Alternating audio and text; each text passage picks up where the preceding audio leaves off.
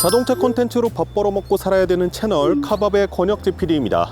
아우디 Q7 55TFSI입니다. 이 모델보다 조금 더 저렴한 45TDI, 50TDI 이런 디젤 모델들도 있긴 하지만 요즘에는 디젤 모델을 선택하는 분들이 점점 적어지기 때문에 어떻게 보면 Q7에 있어서 메인 볼륨 모델이라고 말씀을 드릴 수 있을 것 같아요. 요즘 아우디의 상황이 그렇게 녹록치가 않습니다. 판매량에 있어서 벤츠와 BMW, 그 뒤를 이어서 3위 이렇게 있었던 아우디인데 판매량이 많이 떨어졌어요. 10위권 밖으로도 멀어졌단 말이에요. 아무래도 그 이유 중에는 신차를 내놓지 않아서도 있겠죠. 요즘의 아우디를 보면은 원기옥을 막 모았다가 전기차로 빡 하고 터뜨리려고 신차를 출시를 안 하고 있나?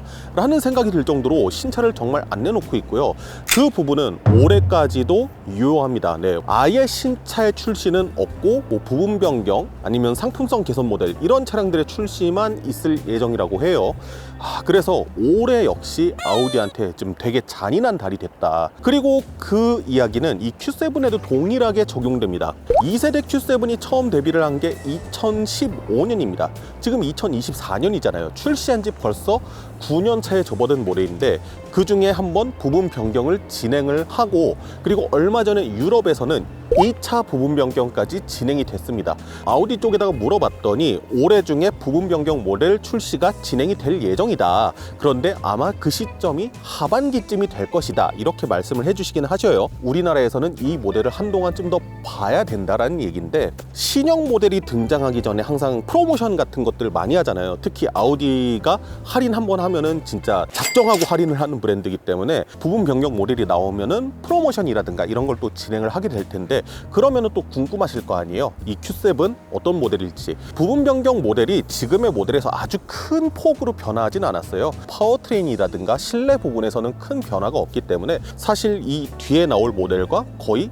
같은 모델이다 라고 생각을 하셔도 편할 것 같아요. 다양한 이유로 이 Q7에 대해서 관심을 가지고 있으실 분들을 위해서 오늘 한번 이 차량 소개해 드리는 걸로 하겠습니다. 네, 그러면은 지금부터 출발해 보도록 하시죠. Q7은 많은 분들께서 길거리에서 보셨을 겁니다. 그래서 디자인 리뷰를 하는 게 뭐 의미가 있을까 싶기는 해요. 뭐 간단하게만 소개를 해드리자고 하면은 가솔린 모델인 55TFSI에는 S라인 디자인이 들어가 있습니다. 그래서 라디에이터 그릴 주변의 장식이라든가 범퍼 하단의 장식 이런 것들이 크롬이 아니라 블랙 하이그로시아 블랙 포인트로 되어 있어요. 21인치짜리 휠이 들어가 있는데 블랙 포인트들 들어가 있는 거 확인하실 수 있죠. 짙은 파란색이어서 잘 안 보이실 수 있지만 이 측면부에도 검은색 몰딩을 둘러서 장식을 했습니다. 오늘 아침 출근길에 비가 와서요. 날씨 요정이 동계가 끝나니까 점점 발동을 하고 있어요. 검은색 사이드 미러가 들어간 것을 확인을 하실 수가 있죠. 디자인에 대한 설명은 잠깐 이 정도로 하면 될 것 같고 왜 사람들이 Q7을 살까 고민을 해봤습니다. BMW의 X5나 벤츠의 GLE 내지는 볼보의 XC90이 아닌 이 Q7을 사는 이유, 저는 덩치 때문이라고 생각하거든요. X5나 GLE에 비해서 140mm, 150mm가 더 큽니다. 14cm, 15cm면요 엄청나게 큰 거예요. S클래스 쇼틸 베이스랑 S클래스 롱휠 베이스 나눌 때 그 길이 차이가 한 그 정도 납니다. 그런데 그 모델 중에서는 가장 저렴해요. 크기로만 보면은 X5와 X7의 사이, GLE와 GLS의 사이 정도인데 가격은 오히려 GLE, X5보다 저렴하니까 그래서 사람들이 찾지 않을까라는 생각을 했거든요. 그래서 이 차량은 공간에 대해서 자세하게 보여드리는 게 좋을 것 같다. 일단 이려를 보게 되면요, 대시보드의 디자인 자체는 상당히 익숙한 아우디의 그것이에요. 디스플레이가 상단에 있고 밑에 공조 디스플레이가 별도로 있는 센터 콘솔 부분의 디자인도 기존의 아우디와 너무 비슷하고 계기판도 마찬가지죠. 다만 이제 55TFSI로 오게 되면은 내장재 소재들이 조금 좋아집니다. 알루미늄인데 차가운 금속의 느낌이 느껴집니다. 그 다음에 이 아래쪽으로는 살짝 세무 느낌이 들고요. 제일 크게 다른 거는 시트 부분이라고 말씀드릴 수 있을 것 같아요. S라인 디자인이 들어가면서 S 스포츠 시트가 들어가 있습니다. 볼스터 쪽이 몸을 지지해주는 능력이라든가 이런 것들이 정말 좋아요. 사실 Q7이라는 차가 되게 크기 때문에 이렇게 몸을 잡아주는 것보다 조금 더 안락하고 편한 느낌을 가져다 줄 것 같은데 의외로 되게 본격적인 느낌이 납니다. 물론 볼스터 같은 경우에는 시트 조절 단계에 가서 조절을 할 수가 있어요. 좀 더 타이트하게 잡아준다거나 아니면 좀 더 넓게 풀어준다든가 시트에 안마 기능까지 포함되어 있습니다. 열선이라든가 통풍 시트도 되고 2열로 바로 넘어가 보시면요, 제일 큰 SUV답게 2열 도어의 열리는 각도 자체가 거의 90도에 가깝게 크게 열리는 편입니다. 카시트 식기에 상당히 유용해 보일 것으로 보입니다. 시트를 보시게 되면요, 3대3의 구성으로 되어 있습니다. 중앙에 있는 시트가 조금 더 좁긴 하지만 좌우에 있는 시트와 비례 차이가 그렇게 크게 나지는 않는 편이에요. 슬라이딩이 이 정도까지 지원이 됩니다. 현재 이게 슬라이딩을 제일 앞으로 해놓은 상태고 저 뒤쪽에 있는 시트들이 슬라이딩이 제일 뒤로 되어 있는 상태. 이렇게 시트를 폴딩 할 수도 있죠. 리클라이닝을 제일 세웠을 때 이 정도면은 뭐 거의 벌 받는 자세라고 생각을 하시면 될 것 같고요. 이렇게 하면은 편하게 릴렉스하게 앉을 수 있는 자세가 나옵니다. 그리고 천장 위에 엄청나게 넓은 파노라마 선루프가 있어요. 이뿐만 아니라 시트를 아예 폴딩해서 보면은 여기에 푸시라고 써있는 손잡이가 있습니다.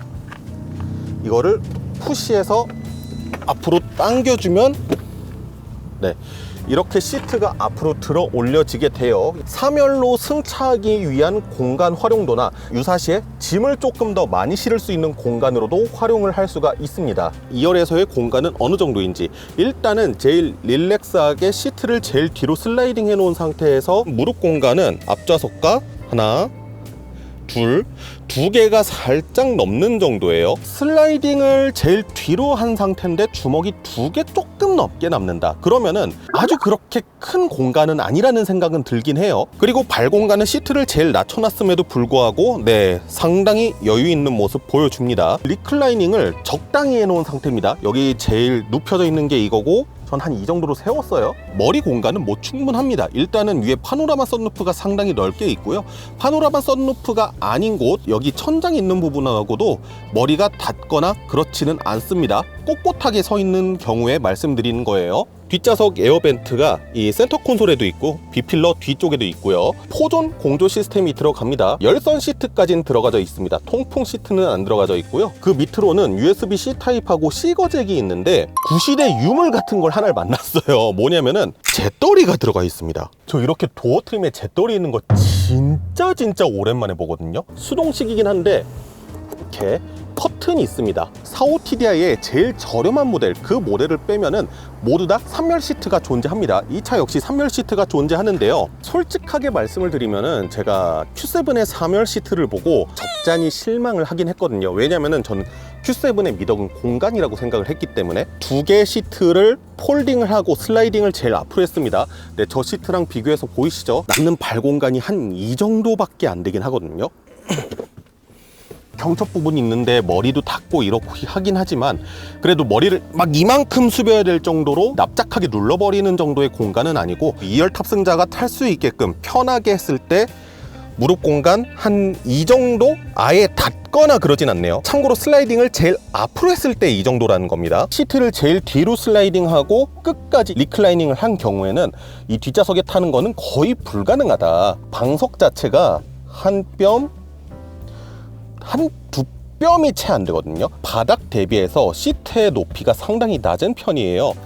아무래도 시트의 높이가 낮다 보니까 이 머리가 이렇게 타야 될 정도로까지 부족하지 않은 것도 있겠지만 무릎은 이렇게 뜰 수밖에 없는 상황이긴 합니다. 그러다 보니까 솔직히 성인이 타기에는 그렇게 편한 자세가 나오진 않아요. 그리고 두 번째로 3열에 있는 편의 장비라고는 이거 컵홀더밖에 없습니다. 다른 3열 달린 차들은 나름 에어벤트도 있고 뭐 그렇긴 한데 솔직하게 기대했던 거는 3열 공간이 혼다 파일럿 정도만큼은 나와주지 않을까라는 살짝쿵의 기대를 가지고 있었는데 그 부분이 조금 아쉽긴 하다는 점. 트렁크를 열었을 때 고급 차량들 같은 경우에는 3열 시트를 폴딩할 수 있는 버튼들이 이렇게 전자식으로 되어 있습니다. 원터치는 아니고요. 다 내려갈 때까지 지속적으로 눌러주기는 해야 됩니다. 그런데 이 버튼이 보통 이 트렁크 쪽에만 있잖아요. Q7 같은 경우에는 휠하우스 안쪽에 또 이렇게 버튼이 마련되어 있습니다. 전동식으로 3열 시트를 접고 펴고 할 때는 보통 트렁크로 갔단 말이에요. 왜냐? 버튼이 거기 있으니까. 하지만 Q7은 만약에 내가 필요하다고 하면은 2열 좌석에도 이렇게 시트를 접고 할 수 있다는 거, 이거는 상당히 마음에 들더라고요. 그래서 이 상태에서 한번 3열 시트를 접어보도록 하겠습니다. 2열 시트의 슬라이딩을 전부 다 뒤로 민다 하면요, 이렇게 진짜 평평한 공간이 나옵니다. 이 정도 공간 되면은 뭐 사실 제가 들어가서 누워봐도 제 머리 지금 시트 안쪽으로 다 있죠.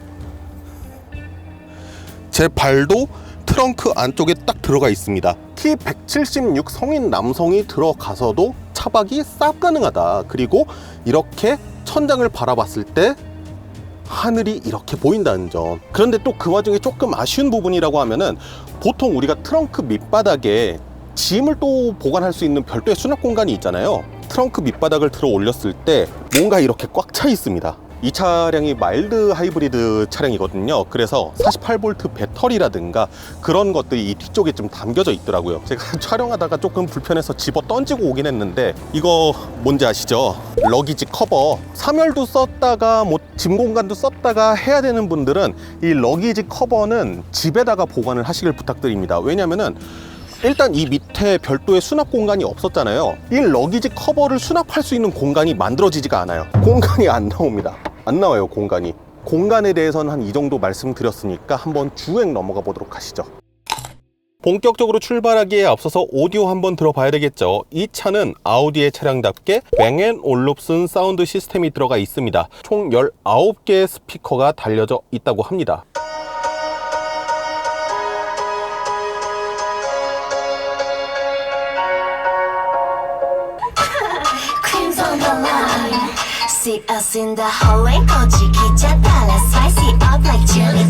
뱅앤올룹슨 오디오 상당히 좋죠. 특히 뱅앤올룹슨 사운드 같은 경우에는 그 앞에 들었던 One More Time에 나오는 피아노 전주 같은 그런 찰랑찰랑거리는 음색을 잘 살리는 데 있어서 더 성능이 좋은 오디오라고 생각을 합니다. 상대적으로 베이스 같은 경우에는 조금 약한 느낌이 있긴 한데, 이건 아마 출력수에서도 좀 차이가 있을 거라고 생각을 해요. 이 차량 오디오 출력이 730W거든요. 근데 SQ4에 들어가는 게 스피커가 23개 스피커로 늘어나고 1920W로 늘어난다고 합니다. 그래도 전반적으로 상당히 괜찮은 오디오다. Q7 55TFSI에는 V6 3.0L 가솔린 엔진과 더불어서 8단 팁트로닉 변속기가 장착되어 있습니다. 그리고 뭐 아우디 차량이니까 콰트로 들어간 것은 여러분들 다 아실 거라고 생각을 하고요. 거기에다가 더불어서 48V 마일드 하이브리드 시스템이 연결이 되어 있습니다. 자, 그런데 이 48V 마일드 하이브리드 시스템을 탑재한 차량들, 최근에 벤츠의 차량들을 좀 많이 탔었죠. 48V 마일드 하이브리드 시스템이 처음에 시동 걸 때 도움을 준다고 말씀을 드리잖아요. 그래서 벤츠 같은 경우에는 정말 시동이 걸린다는 느낌을 하나도 못 받거든요. 이 차는 출시한 지 조금 오래됐잖아요. ISG가 작동이 되어 있어서 이렇게 시동이 꺼지는 모습 확인하실 수 있는데, 여기에서 만약에 내가 출발을 한다, 엔진이 들어왔을 때 그 피드백을 명확하게 전달을 해줍니다. 일반 내연기관 차처럼 크랭킹 사운드가 들린다거나 그렇지는 않은데, 엔진이 깨어날 때 한번 왕! 나 깨어났당! 하고 깨어난다는 느낌은 명확하게 전달을 해줍니다. 이 차량의 최고 출력은 310마력이고요. 최대 토크는 51kg 포스미터입니다. 51kg 포스미터라는 최대 토크, 그렇게 낮은 토크는 아니죠. 거기에다가 최대 토크가 발현되는 RPM이 1350rpm이에요. 상당히 낮은 곳에서부터 최대 토크가 발휘가 된다고 생각을 하실 수 있습니다. 그런데 이 차량을 실제로 주행을 해보면은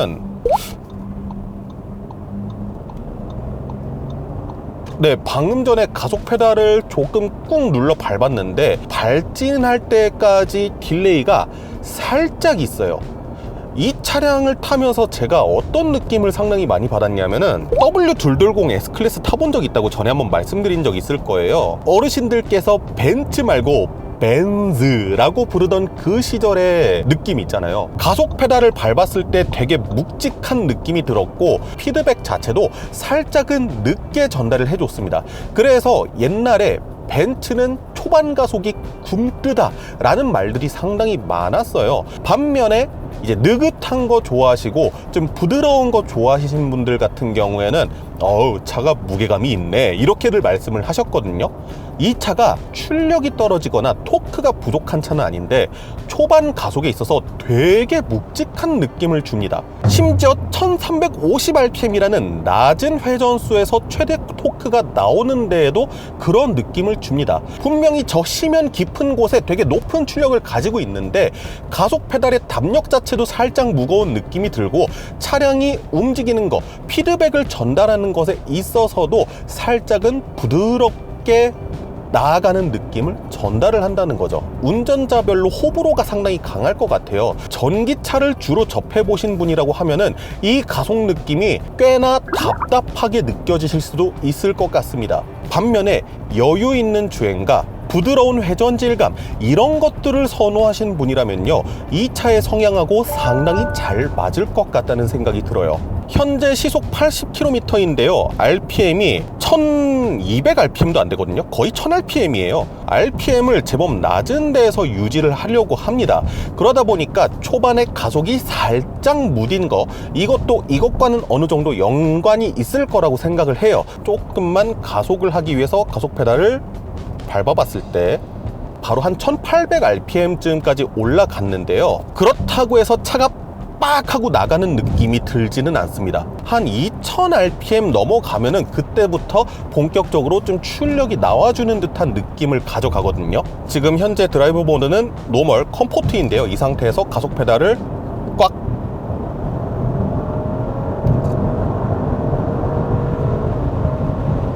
힘이 없는 게 아니에요. 여러분들 방금 보셨겠지만 가속 페달을 꽉 하고 밟자마자 얘가 잠깐 나가라고 알았어 한 다음에 바로 RPM을 5000rpm까지 쭉 올려주면서 뒤에서 쭉 하고 밀어주는 듯한 느낌을 보여주거든요. 주행 모드를 스포츠로 변경을 하면 어떤 느낌일까요? 다이내믹으로 놓자마자 RPM은 1500rpm대쯤에서 머물고 있는 모습을 보여줍니다. 여기에서 조금 더 운전자의 의중을 잘 반영해서 빠르게 변속이 되고 빠르게 튀어나가는 모습을 보여줍니다. 패들 시프트를 조작을 해볼게요. 다운, 다운, 다운, 다운, 업, 업, 업. 변속기 자체는 뭐 제법 빠릿빠릿한 느낌을 보여줍니다. 다운 시프트가 됐든 업 시프트가 됐든 변속의 느낌 자체는 어떻게 보면은 조금 밋밋하게 느껴질 수도 있어요. 심지어 다이내믹 모드로 주행을 했음에도 불구하고 변속 충격을 전달해 준다든가 그런 느낌 없이 상당히 매끈하게 작동을 합니다. 이 차의 컨셉이 되게 명확해지죠. 빠르게 달리는 것보다는 조금 편안하게 컴포트하게 주행하는 것이 목적으로 맞춰져 있는 차량이라는 겁니다. 그럼에도 불구하고 연비는 암담한 연비를 보여주거든요. 78.5km를 주행하는 동안 평균 연비가 리터당 7km가 나왔네요. 운전을 아주 그렇게 얌전하게 하진 않았어요. 조금 밟기도 하고 테스트도 하면서 그렇게 주행을 했기 때문에 제조사 제출 공인 연비보다는 낮은 7km per 리터를 마킹하고 있는데 제조사 공인 제출 연비도 사실 그렇게 좋지는 않죠. 근데 이 급의 6기통 3.0L 가솔린 SUV를 탄다고 하면은 좀 어쩔 수 없이 감안을 해야 되는 부분이 아닐까라는 생각이 들기도 하고요. 그나저나 저 뒤에 있는 위장막 차량은 뭘까요? 아이고, EV3 아니십니까? 그럼 EV3를 대상으로 한번 에이다스 테스트를 해보도록 하시죠. 갑자기 도망을 가시네. 저보다 조금 느린 트럭이 있죠. 그러니까 되게 자연스럽게 감속을 해주는 모습을 보여줍니다. 추월을 하고 싶다. 그래서 방향지 시등을 켜면은 그때부터 조금씩 가속을 해주는 모습을 보여줍니다. 차선 중앙 유지장치 테스트하는 곳인데요. 차선 중간에 지워지는 곳, 여기에서 성능은 지워졌는데 차선 중앙 상당히 잘 잡는 모습 보여줍니다. 스티어링 휠을 잡으라고 경고가 떴어요. 그럼에도 불구하고 차선 중앙은 네, 상당히 잘 유지하는 모습 보여줍니다. 삐빅삐빅 할 건데요. 네, 정전식 스티어링 휠 들어갔고요. 인식률도 나쁘지 않습니다. 출시한 지는 조금 된 차량이기는 한데 에이다스에 대한 성능 자체는 뭐 가속이나 감속 이런 것도 크게 나쁘지 않고요. 차선 중앙 유지 능력 자체도 상당히 좋은 모습을 볼 수가 있었습니다.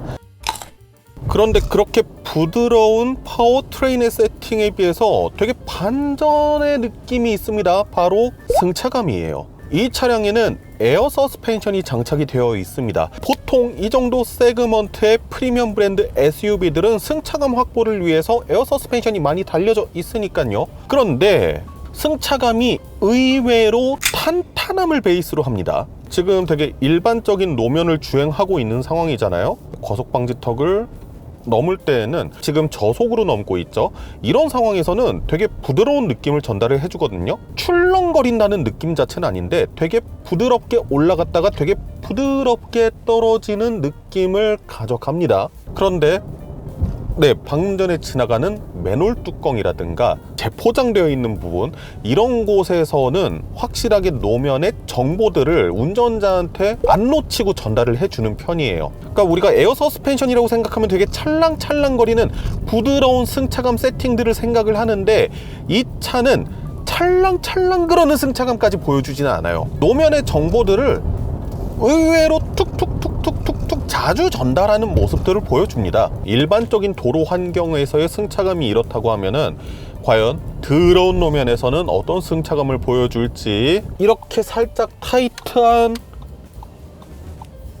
조향에서도 후륜 조향이 5도까지 지원되기 때문에 그래도 좁은 코너링을 돌아 나가거나 유턴하는 데에서도 크게 불편하지는 않습니다. 과속 방지턱, 뾰족한 과속 방지턱, 후륜 쪽보다 전륜 쪽의 서스펜션이 조금 더 단단하게 느껴집니다. 그래서 아마 운전자라든가 2렬에 탑승하는 분들이 조금 더 승차감이 단단하다고 느낄 것 같기는 해요. 방금 전에 이 더러운 노면들에 있는 과속 방지턱 몇 개를 넘어봤는데도 그 마무리를 항상 좀 부드럽게 해주는 느낌이 있어서 승차감적으로 불쾌하다, 그런 느낌을 얻지는 못했거든요. 자, 방갈죽 되어 있는 도로 주행해 보도록 하겠습니다. 거친 노면 쪽의 정보는 시트를 통해서도 일부 부분 운전자한테 전달을 해주는 게 있어요. 정보의 전달 자체가 기분이 나쁘진 않지만 상대적으로 전달하는 정보의 양 자체는 많다 정도로 정리를 하면 될 것 같거든요. 과속 방지턱을 넘자마자 깨져 있는 노면이 있는 곳입니다. 나쁘지 않았던 것 같은데. 과속 방지턱, 과속 방지턱, 깨져 있는 다음에 과속 방지턱. 오, 승차감은 제가 봤을 때 어느 정도 탄탄함은 베이스로 잡고 있는 것 같아요. 대부분의 유럽산 차량들이 그러하듯이 말이죠. 그런데 거친 충격을 전달하는 때 있잖아요. 이런 더러운 노면의 과속 방지턱이라든가 그런 곳에서의 충격은 에어 서스펜션 단에서 되게 부드럽게 잘 잡고 전달해주는 느낌을 가지고 있습니다. 승차감에 있어서 에어 서스펜션이 차지하는 역할이 분명히 크긴 커요. 승차감이 좀 워낙에 탄탄한 느낌이 들어서 원래 돌릴 생각 없었는데 범상치 않을 것 같다는 느낌이 들어가지고 잠깐 돌려보려고 왔거든요. 현재 주행 모드는 스포츠에다가 냅뒀습니다. 롤 같은 것들이 좀 억제될 수 있게끔 설정을 해놨고요. 이 상태에서 네, 아우디 프리센스 하면서 안전벨트가 쫙 몸을 잡아줬거든요. 언더스티어가 쫙 하고 났어요. 그 정도로 무리한 코너 말고 한 이 정도의 느낌으로 해서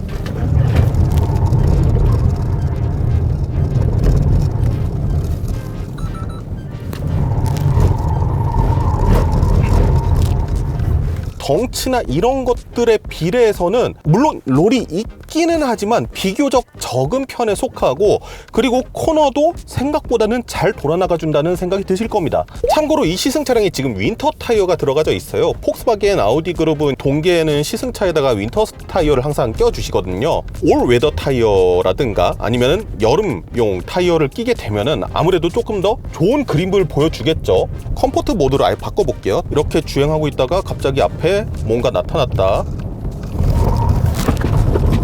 네, 승차감 모드에서도 내가 회피를 위해서 스티어링을 탁 틀었을 때 회피를 해줍니다. 회피를 해주고 다시 돌아갈 때에도 전자제어가 싹싹 나타나면서 얘 뭔가 거동이 심상치 않은데 뭔가 큰일 날 것 같은데 하면서 즉각적으로 되게 대응을 잘 해줘요. 그래서 덩치치고는 제법 날렵하게 괜찮은 움직임 보여준다. 물론 Q7은 조금 오래된 차이긴 합니다. 2015년에 2세대 모델로 발전해서 중간에 한번 대대적인 부분 변경을 진행하긴 했지만 거의 출시한 지 10년 가까이 된 모델이긴 해요. 하지만 의외로 없을 건 없어요. 후륜 조향도 들어가 있죠. 무선 앱 커넥트 기능도 있죠. 소프트 클로징도 있습니다. 따져보면은 이것저것 있을 건 다 있는데 대신에 디테일적으로 보면은 조금 아쉬운 부분들이 있죠. 뭐 예를 들어서 센터 디스플레이의 크기가 작다든가 그런 부분들. 플랫폼 자체도 조금 오래된 플랫폼 아니냐라고 생각할 수 있지만 이 플랫폼을 바탕으로 사이엔도 만들고 벤테이가도 만들고 오르스도 만들고 그런 거 생각해 보면은 결코 무시할 수 없는 플랫폼이기도 하고요. 실제로 파워트레인 부분 상당히 부드럽고 에어 서스펜션도 상당히 부드러운 승차감을 만들어내는데 일조하긴 하지만 유럽차 특유의 탄탄한 감성을 베이스로 하고 있습니다. 요즘 유럽차들은 되게 좀 많이 무뎌졌잖아요. 물론 근본, 코너링 성능이라든가 이런 것들은 죽지 않고 쭉 살아있긴 하지만 옛날에 그 유럽차 특유의 탄탄한 승차감 이런 것들 즐기고 싶다 하시는 분들은 되게 잘 맞을 것 같은 차량이긴 합니다. 저는 만약에 이 차량을 추천을 드린다고 하면은 아무래도 크기 대비 가성비 쪽으로 접근을 해야지 좋지 않을까 싶어요. 이 차량이 X5랑 GLE보다는 크다고 말씀을 드렸잖아요. 근데 그들보다 저렴하단 말이에요. 만약에 내가 가족이 좀 있어, 애기들이 좀 있어, 독삼사의 차를 사고 싶기는 한데 X7이나 GLS로 가자고 하니 이게 총알이 조금 아쉬워, 부족해. 그런 경우라고 하면은 저는 대안으로서 생각했을 때 나쁘지 않은 차라고 생각이 듭니다. 물론 사멸 공간은 어른을 상시로 태우면 안 됩니다. 욕 많이 드실 거예요. 차 자체가 뭐 괜찮다, 나쁘지 않다라고는 하지만 어쨌든 동급의 다른 모델들은 부분 변경을 최근에 했거나 이런 상황이잖아요. 물론 그들보다 저렴하기는 하지만 제값을 주고 사면은 조금 아쉬운 느낌은 있을 것 같아요. 말씀드렸다시피 하반기에 이 차에 2차 부분 변경 모델이 국내에도 출시가 될 예정이라고 합니다. 그러면은 또 그때와 맞물려서 재고 할인이라든가 이런 프로모션들을 좀 진행을 하게 될 텐데 그럴 때 저렴하게 업어가시면은 나쁘지 않은 선택은 될 수 있을 것 같다. 자, 어쨌든 아우디가 지금 많이 힘들어요. 말씀드렸다시피 신차의 부재가 좀 큰 상황이고요. 올해 역시도 그렇다 할 만한 신차가 출시되기는 조금 어려울 것 같아요. 내년이 되면서 A6의 후속 모델 전동화 모델이 본격적으로 나오기 시작하면서 아우디도 도약을 하는 그런 상황이 될 텐데 올해를 잘 버티고 안 되면은 좀 프로모션이라든가 이런 것도 좀 적극적으로 해서 소비자들, 고객들이 한 번 더 아우디를 볼 수 있게끔 하는 뭔가 그런 특단의 조치를 취해야 되지 않을까 하는 생각도 해보게 됩니다. 작년에는 르노 코리아가 그렇게 아쉬웠는데 올해는 아우디가 좀 많이 아쉽네요. 지금까지 자동차 콘텐츠로 밥 벌어먹고 살아야 되는 채널 카밥의 권혁재필이었습니다. 감사합니다.